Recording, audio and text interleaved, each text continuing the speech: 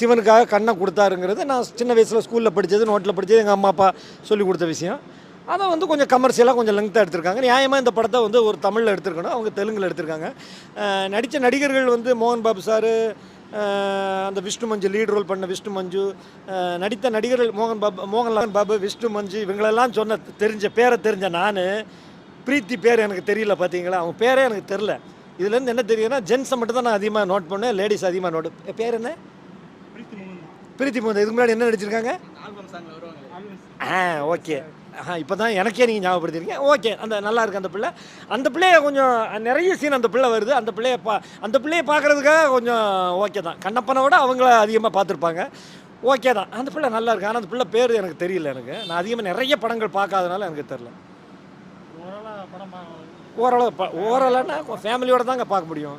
பேச்சலராக பார்க்குறது, சாமி படத்தை போய் ஃபேமிலியோடு பார்க்கலாமான்னு